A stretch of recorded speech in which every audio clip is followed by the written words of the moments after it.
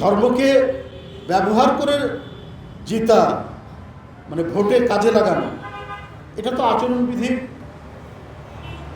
বাইরে যায় জিনিসটা। যেভাবে আমরা দুই একটি রাজনৈতিক দলের মধ্যে, বিশেষ করে একটি রাজনৈতিক দলের মধ্যে এটাকে, একটা হলো যে আপনি ধার্মিক মানুষ, আপনি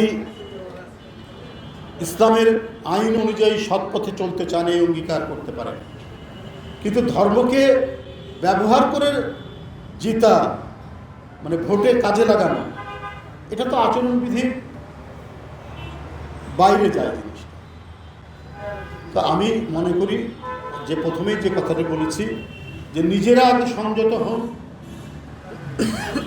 কিভাবে কোথায় কি কথা বলছেন বা কি কাজ করছেন, বিকাশ কাকে কাকে পাঠাচ্ছেন, বিকাশে টাকা, এগুলো কিন্তু অজানা থাকছে না।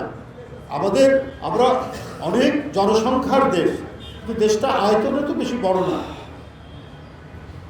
জনসংখ্যার দিক থেকে আমরা বেশ বড় শক্তিশালী দেশ, কিন্তু আমরা একে অপরের প্রত্যেকেরই খোঁজ খবর রাখি।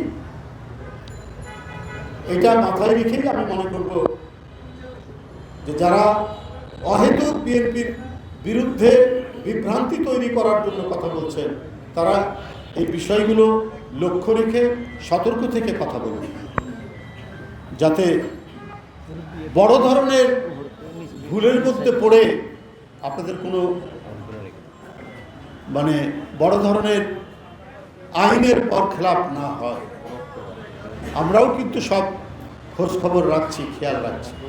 যাই হোক, আজকে দোয়ার অনুষ্ঠান, আরাফাত রহমান কোকো, যিনি রাজনীতি করতেন না, রাজনীতির সাথে সম্পর্ক ছিল না, তিনি ক্রীড়া সংগঠক, একজন ভালো ক্রীড়া সংগঠক এই হিসাবেই আমরা জানি, কিন্তু তার মৃত্যু, আবারও বলছি, এইটা কোনো স্বাভাবিক মৃত্যু ছিল না। এই মৃত্যু ছিল এক নির্মম নিপীড়ক দুঃশাসনের ফলশ্রুতিতে তার এই পৃথিবীতে তিনি মৃত্যুর কোলে ঢলে পড়েছেন। আমরা তার আত্মার মাগফিরাত কামনা করছি।